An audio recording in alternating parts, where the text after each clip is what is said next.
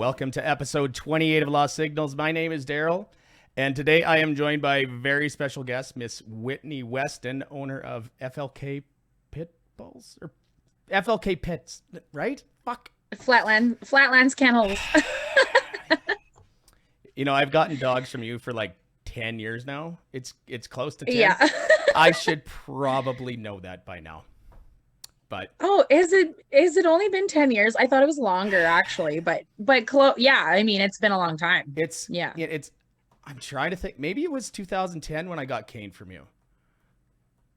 Yeah, I would have been living in BC. That would have been definitely when I got his hip results back and found out he wasn't gonna work out. So yeah, I guess it would have been then. Kane was born in like '08, right? Because he was 08. 3 when I got him, or close to 3. Yeah, and I had Alex in January of 2011, and I moved back to Saskatchewan December 20th of 2011. So it's been almost 11 years on Monday that I've been back here now. So Oh wow. Oh yeah, so you weren't living in Saskatchewan when I got Kane from you, but you were back in Maidstone. That's because that's where we met you. I remember that day very clearly. Yeah. Yeah, Kane was a special guy. So yeah, we'll get into Kane a little bit more later. But I remember this. I remember meeting you at that park. Me and you talking. You had your daughter with you, and you kind of just let Kane's leash go, and he just wandered off and did his own thing. But that was Kane's personality. He always did that. Oh yeah, he was the easiest going guy. Oh, yeah. So every time I see you, I ask you this because I'm always curious, and because I've been in your yard and I see your outbuildings, and like my dogs have stayed there and lived there. How many dogs do you have right now, Whitney? I think right now we have 27, and we have a litter of 8 as well that are just 4 weeks, almost 5 weeks old now. So yeah, I think that's where we're at. The most I've ever had at one time was 32, and the least I've ever had at one time was 12. That's a lot of dog poop. I know like from having 2 dogs, there's a lot of dog poop. So having up to 30, I can just imagine what that looks like. Well, and you can imagine with the boarding and dogs that stay here that are not ours, and dogs that we're borrowing and all that kind of stuff that we kind of do. There's a lot of poop. Yeah. Yeah. But I mean, you obviously enjoy it. Otherwise you wouldn't have a compound like you do. I haven't seen the upgrades lately since it's been a little over a year since I got Loki from you. But yeah, you've made some major upgrades, I guess. Yeah, we got a dock diving pool. So that's kind of a big deal because there's only actually like 8 in Canada. Real 8? And you have one of them in your yard. That's awesome.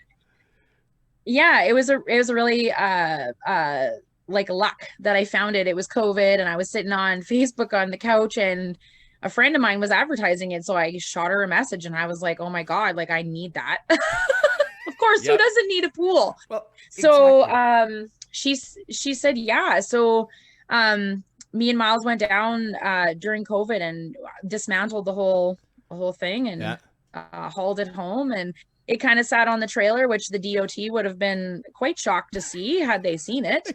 And until the snow melted, and then we set it up, and it's kind of been going then. So it's been cool.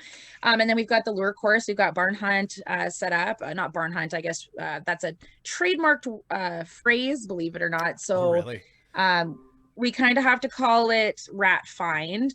And then we have a weight pull track. And actually, ironically, it's the very first weight pull track I ever weight pulled on. So it's kind of sentimental as well. Yeah. And then we have some slat mills, which I got given and bought from friends that mean a lot to me. And we've got the boarding kennel. I moved an Atco trailer in here so we can do in-home boarding in there because my house was kind of getting destroyed. So we had to make some changes. I know the feeling about houses getting destroyed, especially furniture. Since I got cane from you, I think I've had 8 couches. Like That's a lot of couches. that's a lot of man. couch. I left Kane out one day and I came home and there was a hole about that big in it. I was like, Oh my well, God. it's like I can't do anything because I didn't catch him doing it. It's like, Yeah. And who would have ever thought Kane would do that? There's another story about Kane so in the room that I'm sitting, remember that wire kennel that I had? Yeah. I had him in this room with the door closed, but there's music playing outside. Kane broke out of the wire kennel and then ripped the door casing off. Like, just. Oh, he's just like, I need to be where the tunes are. Yeah.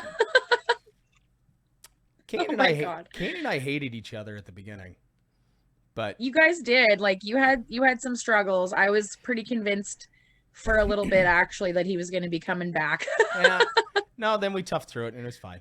But You did. You Yeah. really did. And then you were ready for an upgrade. So you got fancy. Yeah. And then now you got the full meal deal and you have Loki. Oh man. Like I was telling you before we started here, the every episode that I do with my co-host JD, it's like one of them is Yeah. in the shot like every time. And I'm actually surprised they're not here Yeah. right now. There must be some cat across the street just They're like annoying looking out the window. They're like, oh, look. Yeah.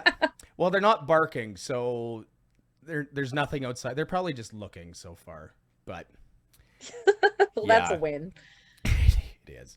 So, what made you get into this lifestyle? Like with, like massive amounts of dogs, and like the trailers and the sporting side of sporting dogs, really. So like what Yeah. drove you to do this?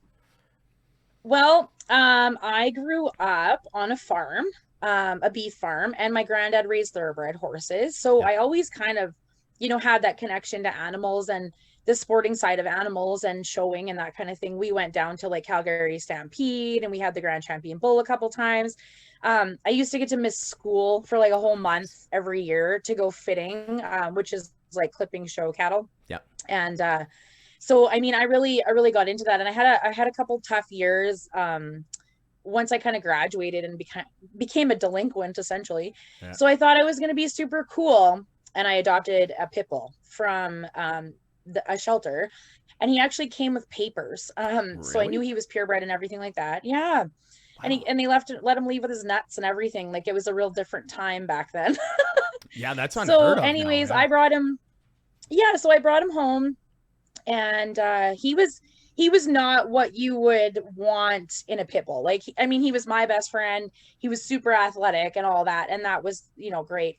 But his temperament towards strangers was not typical of the breed, and he was very stranger human aggressive. Oh, So okay. we don't typically see that, and we don't want that. No. But anyways, yeah, I had him forever, and actually the day that my daughter was born, I was at work and he got hit by a semi because no. at the time my ex had let him out to go potty, and we lived right next to Highway 21 South, and he got hit by a semi.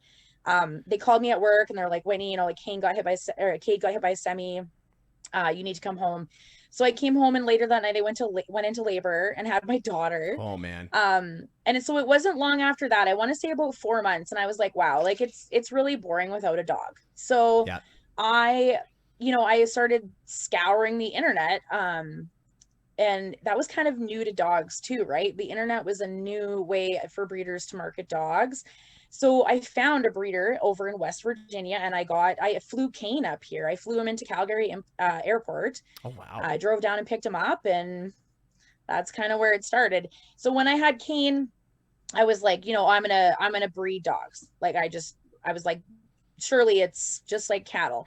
And after speaking to a few breeders, I was definitely put into my place quite quickly and learned that it is not just a joke to breed dogs. There is so much involved, with temperament and health and structure and trainability and those kinds of things with the breed standard. And they're not a production animal like cattle are, right? So you need to think in your head that these animals live for 15 years and they have to live in our houses with us. So not only do you have to think of the preservation of the breed, breeding towards what the people who created them intended them to be, but you have to think about what kind of homes are going to be getting these dogs and that kind of thing. Yeah. So what ended up happening was I contacted a breeder, wanting a puppy, another puppy. And she basically told me, like, not unless you are going to get into sports. And I was like, what, what's that? What's and a so dog I sport? kind of got going. Yeah, Yeah. it's kind of weird to me. So I was like, well, whatever. I showed cattle, can't be that big of a deal, right? So I went down to the coast and I watched these shows and I was like, wow, like this is a very different thing. And I'm looking at Kane because he definitely was not, spicy in the ring like we like to see. Yeah. And I ended up attending some weight pulls and learning about health testing. And I did actually become the only American Pit Bull Terrier breeder in Canada who health tests, and still to this day, I am the only one. Yeah. So yeah, I mean, it just kind of went from there. And like, it's the same with cattle, but dogs are a little more convoluted. So there's a little bit more to it. Like you need to understand pedigrees to be a good breeder. Right. And you can't really just have a couple dogs and be, like my whole thing is I want to create a line. I want dogs that I know are going to consistently be what I want them to be. And so you need to have kind of a few things, a few irons in the fire, as they would say. Yeah. So, you kind of end up doing that. And then along the way, I ended up with a criminal record. You and me both. So then I could no longer really, what's that? You and me both. Yeah. I mean, it happens. We'll talk right? about that later. So, so I realized, wow, it's going to be really difficult for me to show American Pit Bull Terriers because there really isn't much for UKC or ADBA up here in Canada. So I ended up, kind of doing some more research and realizing that American Staffordshire Terriers are the same breed, but you can do everything in Canada with them. So I decided, let's get some of those. So then I kind of ended up with a few kind of what I would call kennel partners, mentors, whatever you want to call them. And I ended up with about 4 different projects on the go. And then on top of that, I ended up with kids who were totally into the dogs. Of course, that's all they have ever known. Yeah. And they wanted their own dogs. So we've got the Greyhound mixes, we've got the Chihuahua, we've got the Yak Terriers, we've got kind of everything now. And then it became difficult to live a life with my breed, with multiple dogs of my breed that were intact. So I decided that probably the most easiest way to do that would be to make a business out of it and then hire staff. Yeah. So that's where the boarding, the sport facility, etc., came from, because in that manner, a lot of it could be streamlined into my dogs are well cared for by several people daily. Yeah. As well as me making some income and supporting the economy. And, there's like a whole thing to it. It was a whole thing. Yeah. Like, it was a lot. Yeah. It's so really, it's quite the interesting story. I didn't realize that Kane was one of your first dogs that you had. Yeah, he was. Yeah, he was. He was the first dog I imported. Yeah, for sure. And it was very easy to do back then. Yeah. So yeah. Like, I guess looking back at it now, like, was it easy for you to give him up to me, considering you didn't know me from Adam at the time? There's a couple sides to that, I guess. Like, in reality, if you are going to be a breeder, you have to sort of have that, well, we call it kennel blindness. A lot of people get attached to dogs or, sort of at the point where they think their stuff is perfect. Right. And they'll breed whatever they've got, kind of thing. So I didn't grow up that way because I grew up with cattle. If it wasn't going to further your breed or your yard, you got rid of it. You didn't keep it. Yeah. So because Kane was kind of like a unique dog, really, for the breed, I did have a hard time. But you came with really good references. Yeah. So I wasn't scared. Yeah. I knew that if something went wrong, that he would come back to me. You know what I mean? Because that was one of my requirements. Yeah, yeah. And again, just being that you had good references, I knew that, if something went wrong, Kane wasn't just going to go end up at a shelter. No, and I think like for that first like month, I was like in constant contact. It's like, yeah, Kane puked on my couch. Kane ate my door. Yeah. Kane chewed out of kennels. Yeah. Yeah, and that was unusual for him. So it was like, I was like, high stress time for really both of us, right? And yeah, for sure. Yeah.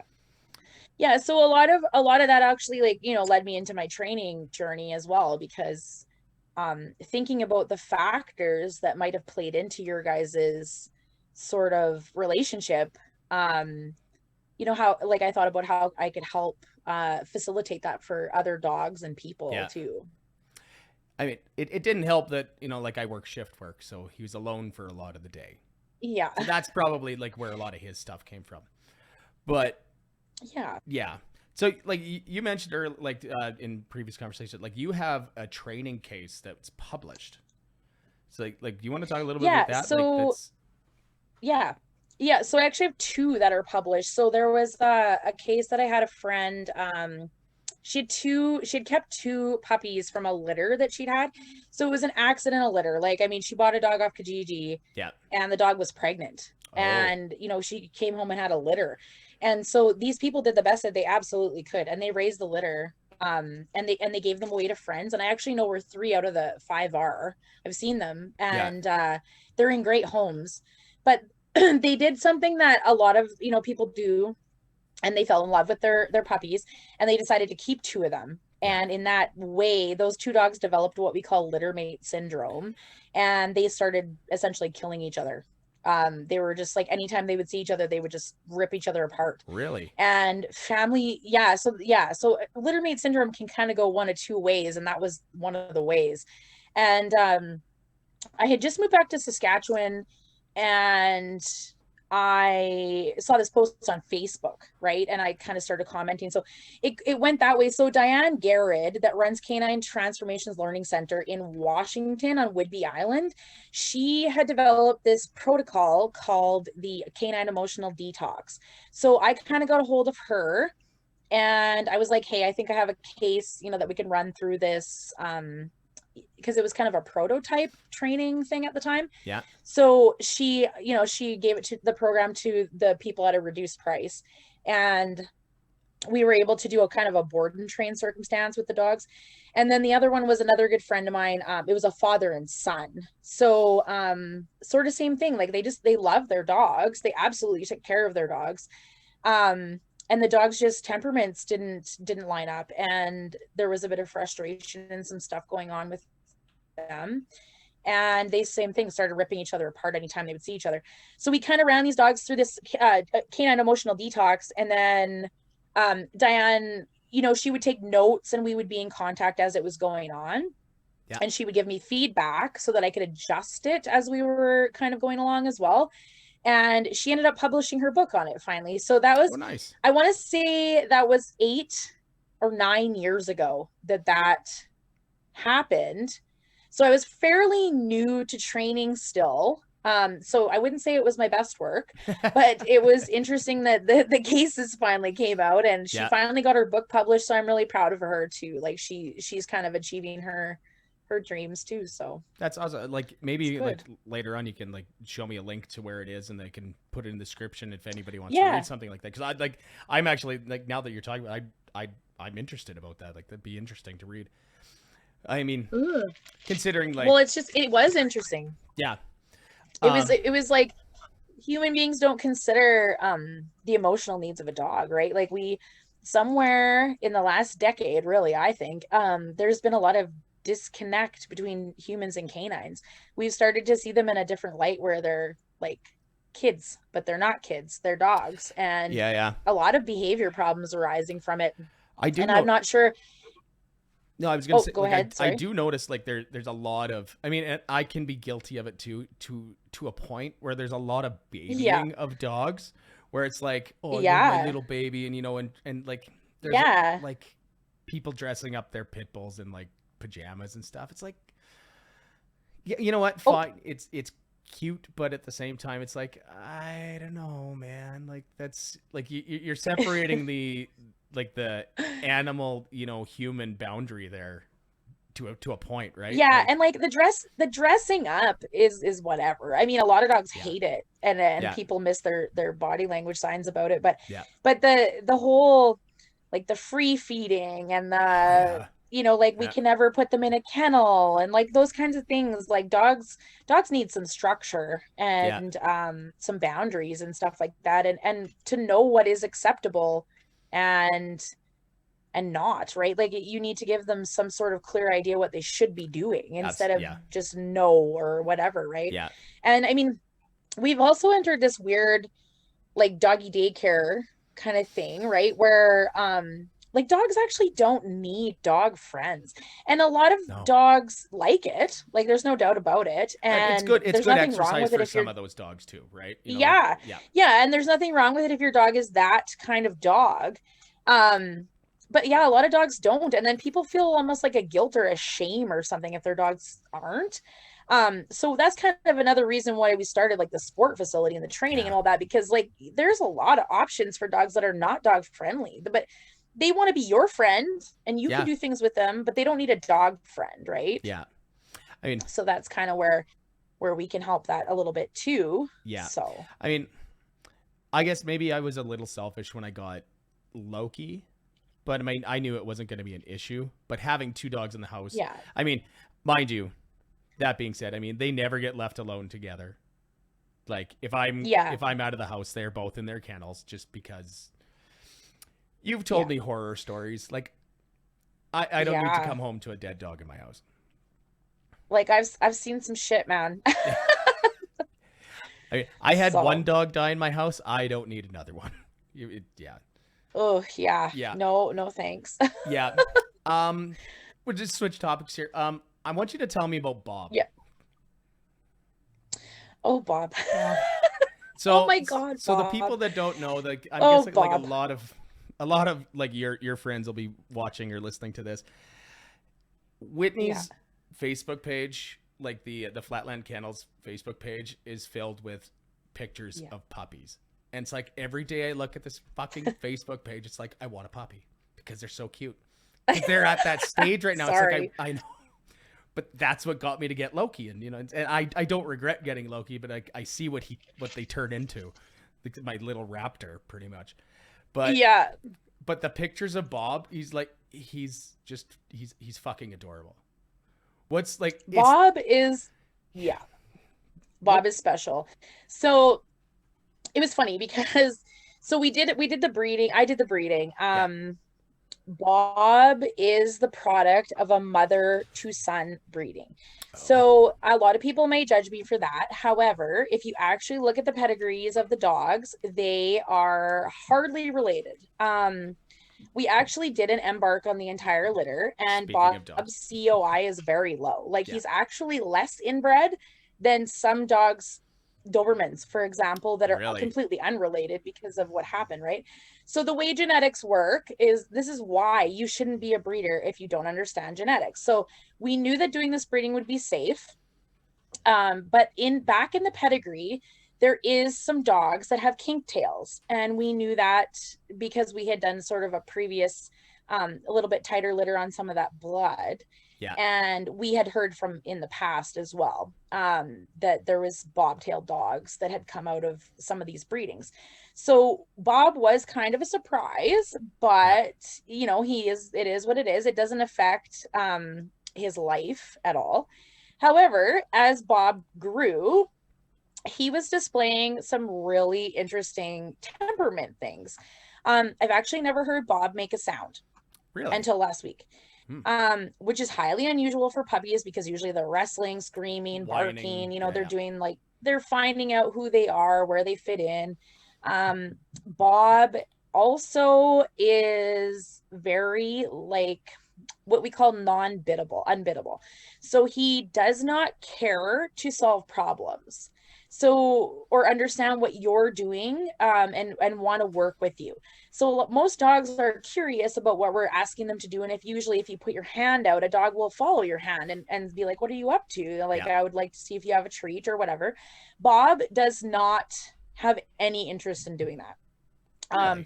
The other thing that we really noticed was interesting in Bob's temperament test as a puppy was that he has zero fear recovery. So if he gets scared by a loud noise or a sound or a sight or something like that, he will actually just take off and he will not come back. He doesn't care to form relationships really. And so he was a really unusual case. Usually I have a pretty decent wait list for puppies, And I kind of looked at my wait list, and really none of the homes that we had were going to suit Bob. Yeah.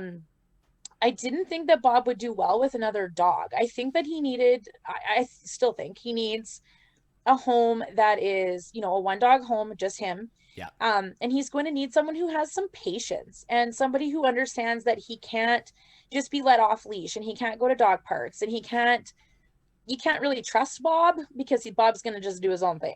Yeah. So we ended up finding a person who's actually supposed to come pick him up next Tuesday night.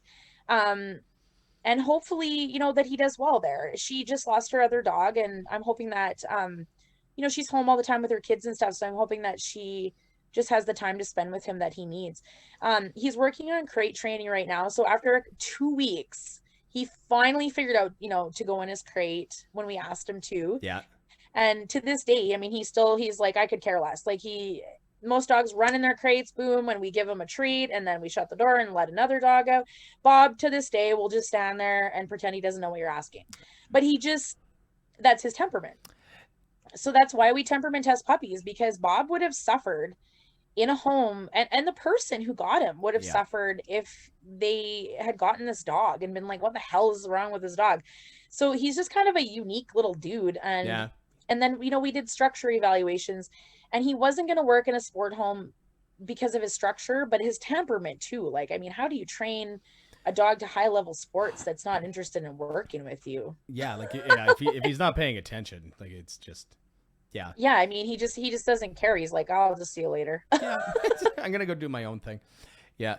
I know. Yeah. Like, So he's kind of just a unique case. Like I say, the bobtail has really nothing to do with him. It's just kind of how he got his name, because there was a famous pit bull, you know, in the beginning of the breed that Colby's bred, named Bobtail Bob. So when he was born, I was like, oh, that's Bob. Like, I just right away I called him Bob.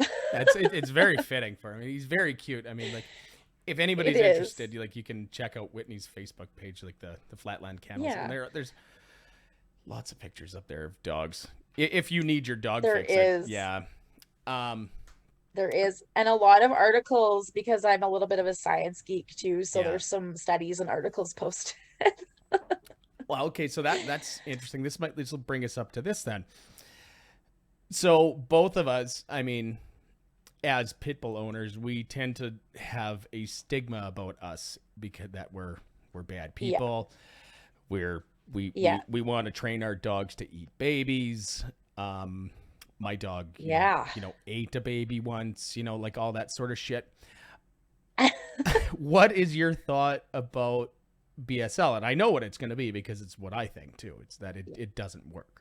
Well, I just think that BSL is a knee-jerk reaction, because that's what our society does, right? We want something that's sort of like an immediate response to something tragic that's happened, right? Yeah. So you know, like the BC floods just happened, for example. This is completely irrelevant, but like people are already like, how do we make this never happen again, and whatever. And it's something like that. So politicians are quick to jump on you know, things like that, and slam through some legislation that really isn't effective, but it appeases the public. So it's interesting, because I posted an article, I'm not sure if you saw it actually, but it was yesterday. So it was interesting because in Italy, and I want to say about 2008, there was 132 breeds banned there. And that included Italian Mastiff, which is the Cane Corso. Yeah. And so I'm like, you banned your own breed. So I mean, it was just kind of, it's gone down now. I think they're at about 94 banned breeds there now. They've kind of erased some of the legislation, but there is places in California that have Chihuahuas breed bans, and BSL can include anything from muzzling restrictions to insurance restrictions. I mean, to I know I have extra liability. Like I have extra liability on my house, but that's on my own behalf, just in case, right? But yeah, and that's smart. Like, I mean, I'm an insurance person too. Like, I'm big on insurance. But yeah, I mean, it's tough, because there's a ton of great groups out there that are fighting BSL. There's been a ton of repealments lately. Actually, like Denver, Colorado just repealed. And it was Montreal too. Their BSL. Montreal in the last year did. I think the big one that should happen is Ontario pretty quick. I Yeah, think. so Ontario is kind of a unique case because it's the actual largest geographical ban in the world Yeah. of a breed of dog. Or and in Ontario's case, it actually isn't a breed of dog, it's an appearance of dog. So this is kind of where mislabeling comes in. So we Yeah. ask everybody, like, if you don't actually know if your dog is purebred or a pit bull, please don't call it that, because you fall under that legislation in that Yeah. case. So there is dogs living in Ontario that but they're what we used to call SS dogs. So they call them in the legislation, which is called DOLA, the Dog Owners Liability Act. So they called them SS dogs because they call for legislation that says appearance substantially similar to this breed. So they actually have a checklist of things that can qualify or quantify your dog as a pit bull. So things like short coat, muscular build, like those types of things. So there was actually just a case that happened there in the last 2 months, which is not a good thing that happened. But what had happened is an American bully, which is a brand new breed, but is really what most people own. Most people do not own a pit bull; they own an American bully or a That's bull breed mix. yeah. Yeah, so that's a Yeah. whole other thing. That's that whole But thing we posted on, or I posted on Facebook the other day. It's like, no, Hulk is not a yeah, pit bull. he's not a That's a pit mutt. bull. That's a big Yeah, big he's mutt. totally he's what we would call a band dog, like a mastiff mix. Yeah. So anyways, the in Ontario, this little American bully got seized. His name was Blue. He got seized because he had a substantially similar appearance to an American Pit Bull Terrier, which I don't know how they got that. If you actually Google, the dog Blue, Yeah. and then you look up the breed standard for the American Pit Bull Terrier, they don't look anything alike. But anyways, they got the checklist out and they were like, this dog is substantially similar. So they had seized him. They kept him at, I want to say, what, Vaughan Animal Services for about a month, and enough media was generated about it that they released him. So they released him Hmm. back to his family, and he promptly bit a child. So that is very unfortunate for the American bully community because they don't know that that is not going to get added now to DOLA. And they had previously kind of been safe because if you could prove that your dog was another breed or a mix of breeds by a vet's recommendation, sometimes you could get away with it. And depending on what area of Ontario you were in, depending who bothered you, but all it takes is one shitty neighbor or one Some pissed incident with off your neighbor. dog, Yeah. and Yeah. it's gone. Yeah. So a lot of what happened is that they were moving these dogs out of province. So there's a couple rescues in Ontario that are pretty heavily involved in the bull breeds, and if they get any kind of seizures or anything like that, they will move them out of province instead of having them euthanized. Yeah. But in Ontario, or in Denver, sorry, they actually, there was a really disturbing picture posted when they kind of initially did the ban, which was 30 years ago. But they euthanized a garbage dump full of dogs. I've They seen that posted it on picture. face. Yeah, It's it was disgusting. literally a pile of dogs that would make you ill.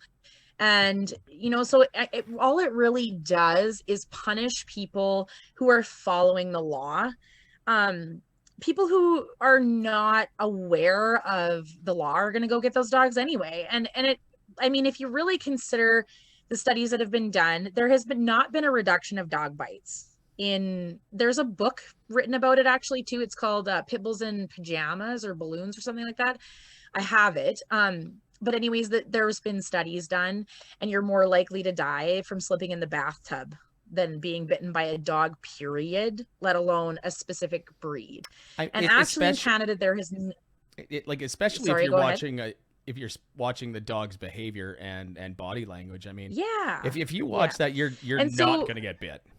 Shouldn't. yeah. And like, actually what happened with that blue dog too was really the owner's fault. I mean, so there was me, Barker, who's quite involved with DLCC, and BSL in general. He's quite a good guy. He had kind of got some information and there was some stuff posted. The guy had basically tied the dog to a pole in his jujitsu or taekwondo or whatever martial arts studio. And he had encouraged this child who was scared of dogs to approach the dog.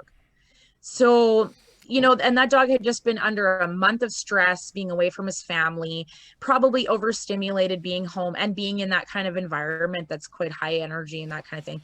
So there was a lot of factors there that is just dog behavior, not anything to do with breed, appearance, or otherwise. So it's there's so many factors with BSL. We could talk about this for days on end. Yeah. And at the end of the day, I just think I also think, oh, I could talk about this forever, but I think that the people who are crusading about BSL need to stop. So there's people who are like, oh, my dog would never hurt a fly. Or there's people who are like, you know, Chihuahuas are meaner than pit bulls. Like, that is not helpful. That is not helpful. No. In the fight against BSL. That is not it. You literally have to follow a legislative process to remove BSL. Justice for Bullies in Alberta has been successful in repealing a few things, and some friends of ours in BC have been successful as well. But I urge you, number one, to stop mislabeling your dogs. If you don't have papers or DNA on the dog, not embark or that type of thing, but I'm talking parentage DNA, do not call your dog a pit bull. Like, it just stop. It's annoying. So like, we get a lot of that mislabeling stuff comes into our world too as a breeder. So we get where people are like, you know, I want a dog just like my last dog. I had a pit bull before and he just laid on the couch and did nothing all day. He was the greatest dog. And I'm just like, you didn't have a pit bull. There's no way. And they're like, oh yeah, we did. He was 90 pounds and he was blue. And I'm like, oh yeah, you definitely didn't have a pit bull. No. And then they're like, oh yeah, we totally did. He's a pit bull. And I'm like, okay, well, no, he wasn't. Because if he's 90 pounds, no, the breed standard calls for a dog that's 40 to 60, right? Yeah, like they probably had they had a Staffy.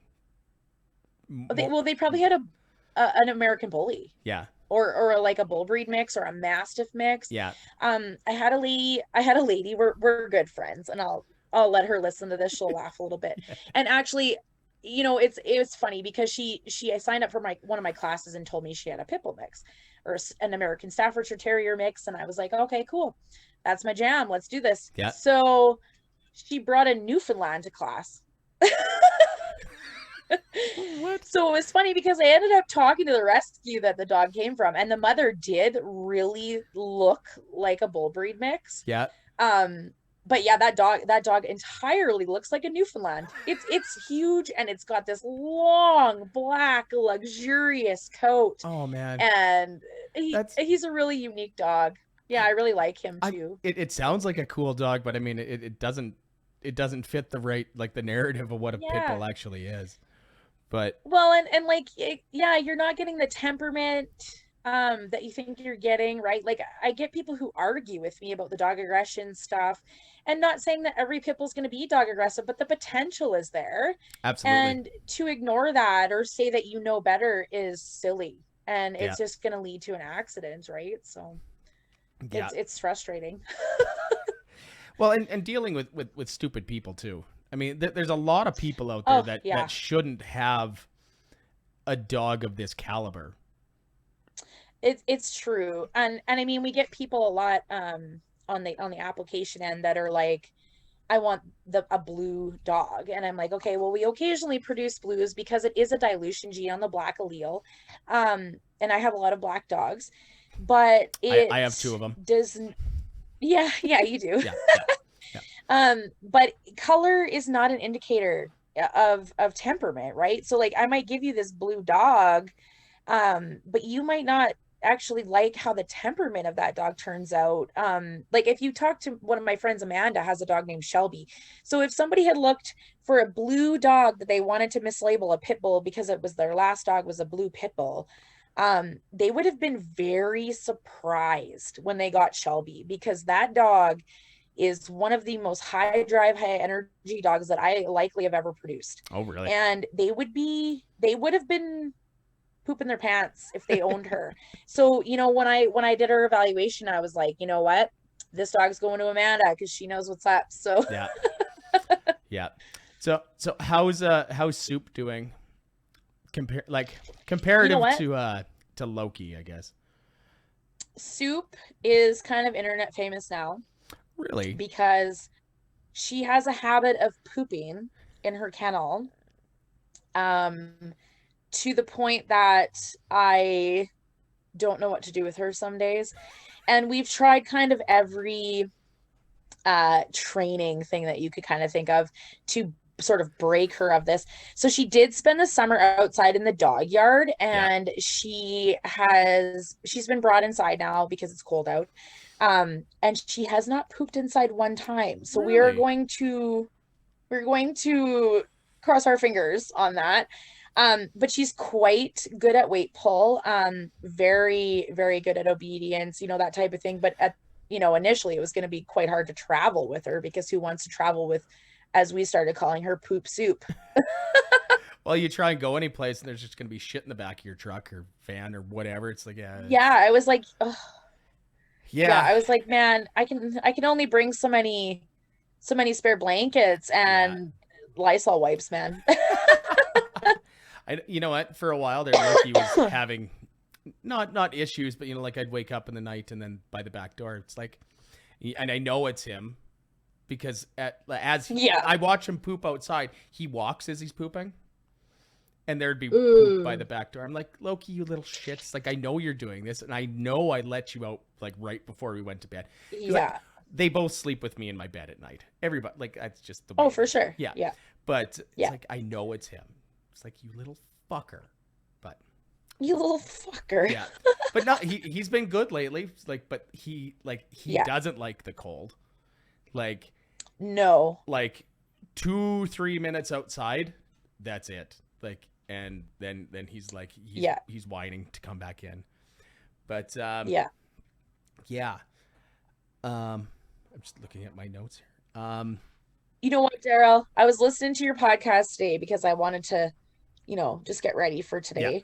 And I was like, Daryl has the perfect voice for a podcast. Like, why did I not think of this? I have a good face for a podcast too. You can't see it. I'm just kidding. You just can't see it. I'm just like, I'm beautiful. I'm beautiful and you don't even know it. Well, I mean, I do put out a video version of this too. And there'll be a video of you too. So, I mean, there you go. Let's step into the heavier stuff for a bit. Oh God. But let's not go too far into this because I mean it's we were talking about some mental health stuff this afternoon or yesterday when we were talking about this. It's like I know I had my issues with mental health. Like I dealt with cancer in 2012 and I had cane. Having cane there for me was like the biggest thing ever. I mean, because like I bought this huge fucking beanbag chair and I slept on it for like 20 hours a day and that fucker wouldn't leave my side like at all. So I mean, like he was the perfect dog for you at the time. Absolutely. He totally was. Yeah. So, but I mean, like you've dealt with your own struggles, obviously, and like I think we all have our own struggles to a sense. But I mean, like, do you think having a breed like this is beneficial to somebody with mental health issues, or like maybe not mental health issue? That's not the right way to put it, but like as a way to deal with, say, like depression, anxiety, or whatever. Well, I think that comes down to how you deal with your mental health stuff, right? Right. So some people are that sleep all day, and that is what it is, right? It's just a lot of like that's a symptom of depression and a symptom of anxiety even as well. And in that case, I wouldn't suggest this breed. You got Kane. He was kind of a one-off, right? So he was the right dog for you at the right time. It was kind of almost like fate. Yeah. I hate to say that, but it was pretty close to that, I think.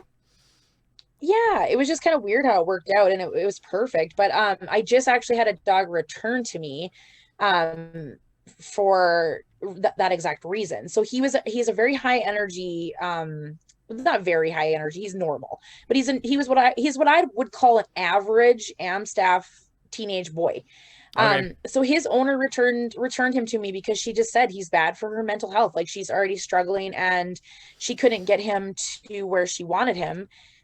So she said he's actually worsening my mental health. That's So I think that applies to any dog. I think that if you get the wrong match or the wrong breed or the wrong whatever, the wrong individual dog, you're going to struggle no matter what. And I think she wasn't honest with me about her mental health when she applied for the dog. yeah. She told me, like, I'm super active, I go hiking, and I'm like, oh, perfect. Okay, this dog's going to be great for you. Yeah. She had assured me she had other dogs before, and she had done training and whatever. So it was only after she returned him that she admitted to me that she actually had returned those dogs as well. So it kind of came down to her individually. So I think there's that's an individual thing. If you are the type of person, like for me, my brother committed suicide. So I'm not sure how many people, I guess, know that, but my brother shot himself in May 28th, 2019. And if it wasn't for my dogs, I don't think I would have gotten out of bed. Do you know what I mean? Like, Yeah. I had this, like, I have kids as well. My daughter's 14 and my son is almost 11. And I don't think I would have gotten out of bed. They were so, my kids are so mature. They can cook, clean.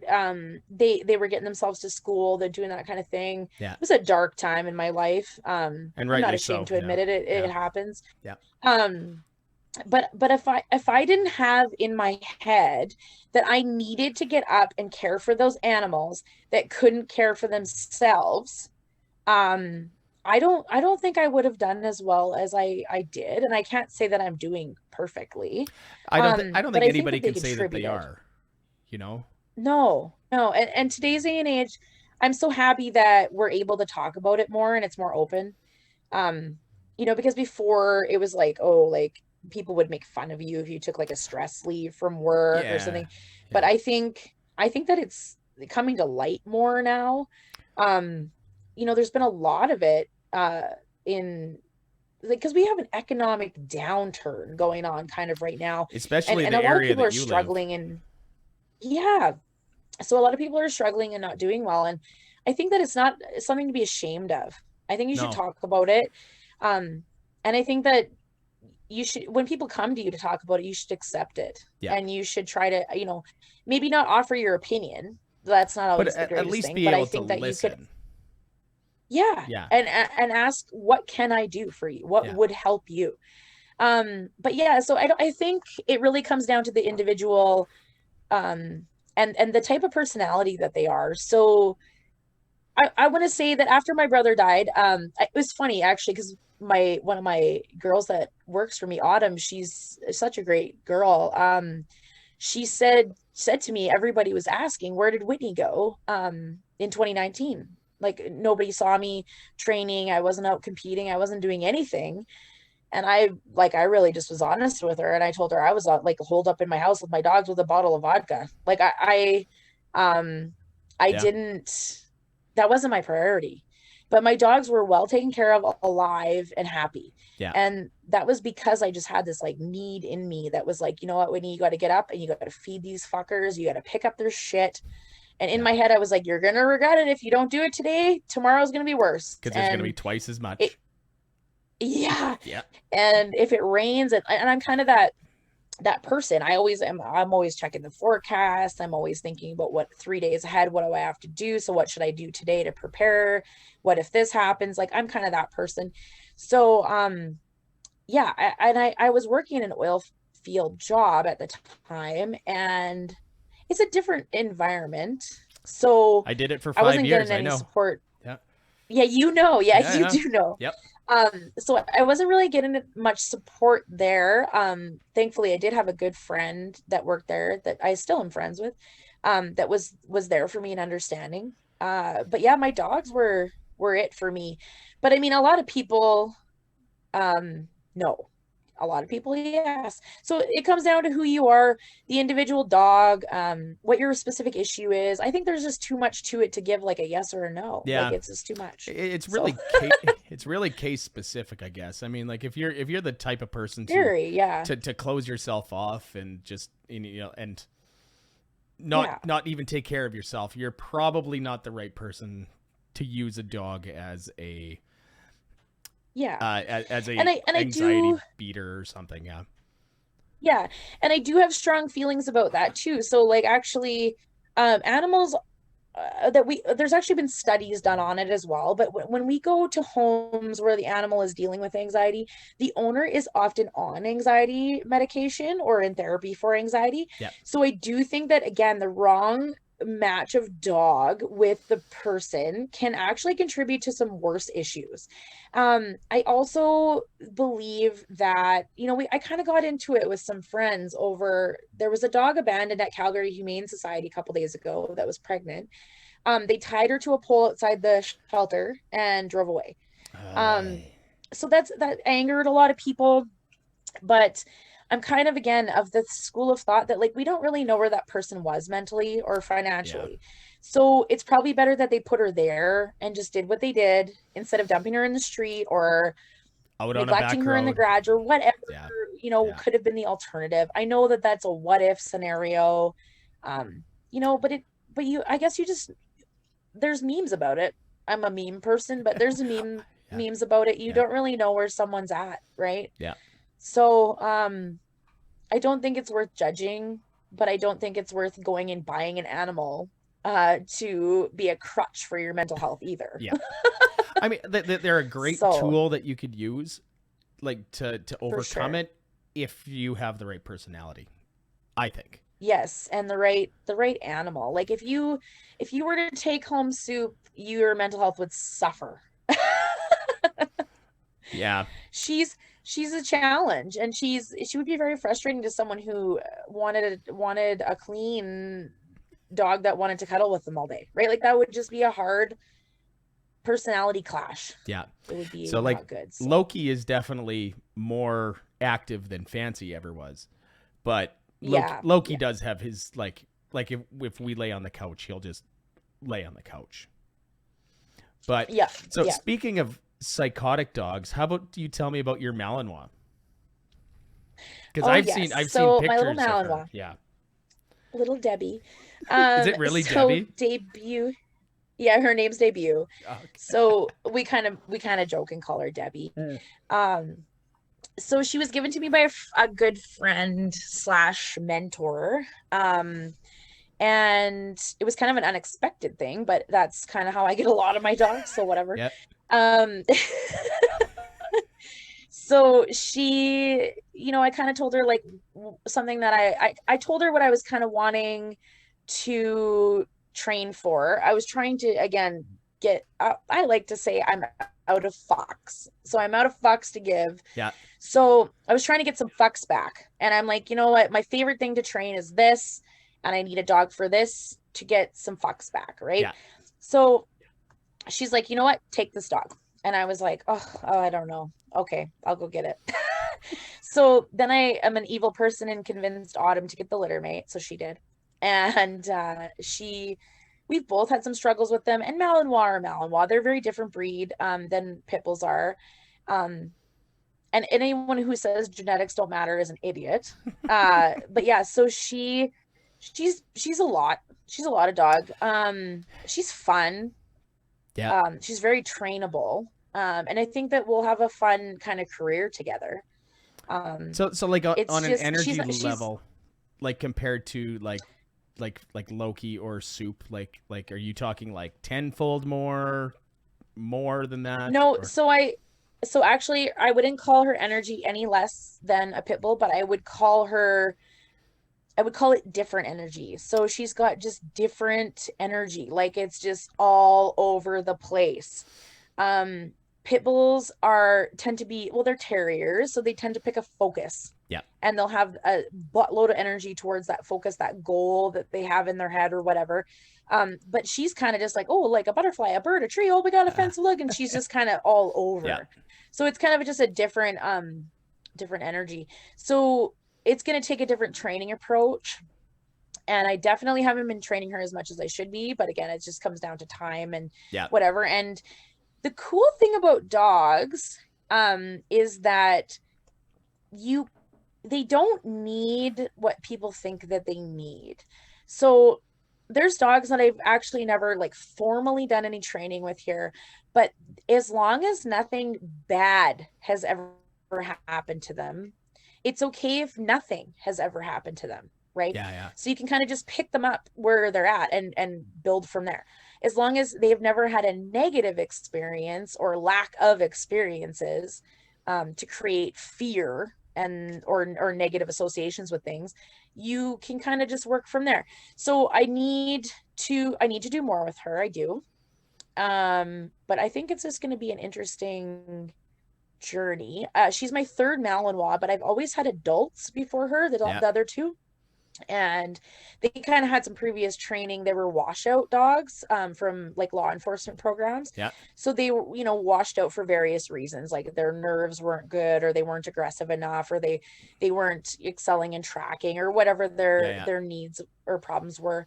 So they kind of already came with baggage.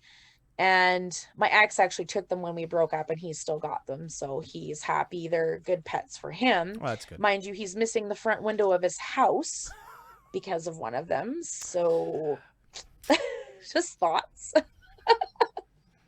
We'll leave that one alone. Yep. Yeah.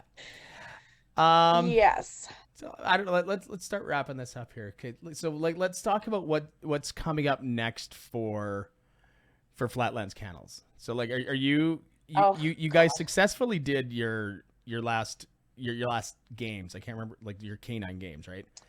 Yeah, the harvest games. Yeah. So that was our third one. Yeah. We have plans to do 2 per year. I would like to do a big spring one and then a fall one. So the spring one's geared a little to more towards like competitions and like getting actual titles and points on dogs, as well as seminars and try-its. Yeah. But the fall one's geared more towards like new people. Let's bring new people in, seminars, learn how to do it, or come and just get a punch card and try something out. You don't have to be an expert in any of the games or any of the things that we do. We're here to help you. We want new people. That's a big thing for us. Dog sports are notoriously full of 70-year-old ladies.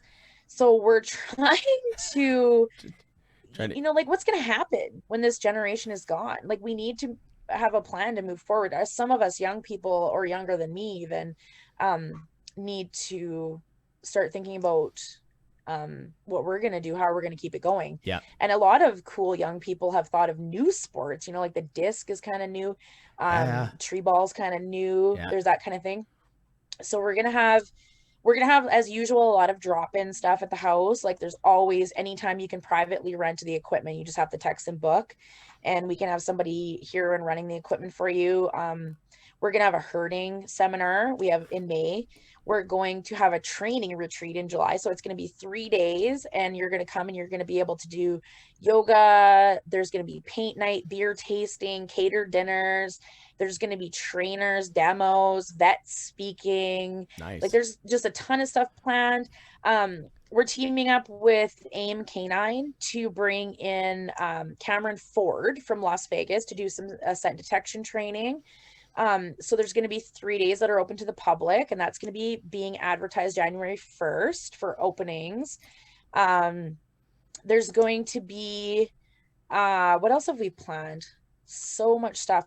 Autumn is going to be taking over the training. So she's going to be doing all the classes in Lloyd, and there's going to be reactive stuff. Like, we love reactive dogs. That's something that, a lot of people struggle with and they feel ashamed of, again, and it's nothing to be ashamed of. Dogs get that way for a lot of reasons, and we'd love to help you through it. And a lot of dogs that are reactive are amazing sport dogs. So we want to see you be able to have an outlet for them. We have some stuff planned for tree ball, which is kind of like a newer sport that was developed in Europe, and it's like herding but with giant yoga balls. Interesting. And then I am kind of taking a step back. So I'm taking a step back from training. I'm a little bit burnt out. it's tough dealing with clients a lot. Like they're Yeah. demanding, and it's been 17 years of training, so I'm feeling tired. Yeah. Yeah. And I'm also in a really good place with my own dogs. So I want to do some breedings. And I like you've known me forever. So I've only Yeah. usually done one litter every 2 or 3 years. Yeah. I even had like a 4-year period where I Okay. couldn't get a female to take. Yeah. So this year I decided I'm doing some breedings. Like, too bad. I have good dogs. I'm putting good dogs out there. So I did some breedings this year. I have some plans for some stuff next year. And then I hope to get down to some shows myself with my own dogs on the coast. Yeah. Whether or not the dates will line up, we'll see and stuff like that. But yeah, that's kind of sort of what we're looking at. So you got a whole lot of shit going on in the next while. Yeah. Yeah. Yeah. You know what? That's so if that doesn't surprise me in the least. Like that's that yeah, lifestyle. so I basically have my life plan till October. So hopefully no one needs me. Oh, I'm getting married next year. So Right. I did know that. Yeah. Yeah. So and I bet there's gonna be at least 7 dogs at that wedding. I don't know. I did task a friend with training a Malinois to bring the ring down the aisle, so I will see if she does it or not. That's awesome. She's probably gonna listen to this and be like, "No, Whitney." That's not gonna happen. Yeah. So before we go, there is something that my co-host, my normal co-host JD, and I do every week. We have what's called the Found Signals playlist, and we add 2 songs each onto this playlist every week. Unless I'm interviewing something, then we just add 2 from the guest. But for sure, I'm only letting you have 1 because in your honor, I'm adding Fancy by Reba McEntire onto the playlist because of Fancy, who was just here, but she just fucked off to go. She just fucked off. Fancy, come here. Oh. There she is. Oh, there she is. And there's Dum Loki. Dum showed up too. Hi, buddy. Hey. Hi. Hi, Dum Dum. Hi.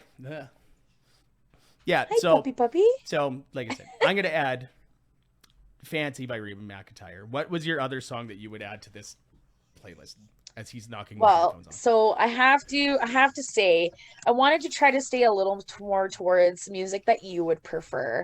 But I also really got addicted to this song last summer because of a real good friend of mine who owns Dogo Argentinos, actually. Oh yeah. Those we spent cool a dogs, lot of time together. Yeah, they are.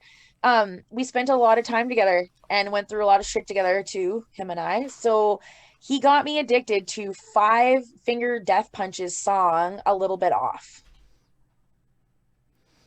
I was going to listen to it after you told me this afternoon because we talked about this before, but and then I forgot.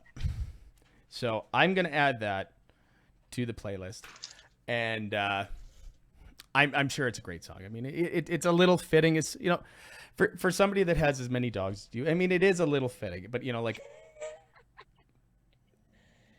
it's great fun. And I mean, and I appreciate, the 2 dumb shits that you get that I got from you. Well, the 3, I guess, but no, like I like the work you're doing. I like the memes that you post all the time. I love all the. I'm hilarious. You are pretty fucking hilarious. And the and the puppy pictures that are like 7 times a day it's great. Love it. You know what? You can blame Autumn and Megan for that because they are the ones taking pictures and sending them to me, and then I'm like, the world needs to see this. Well, so they do. Here we are. They really do.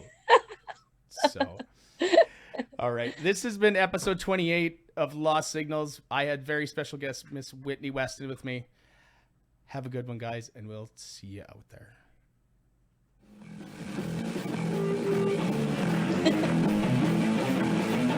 That's rad.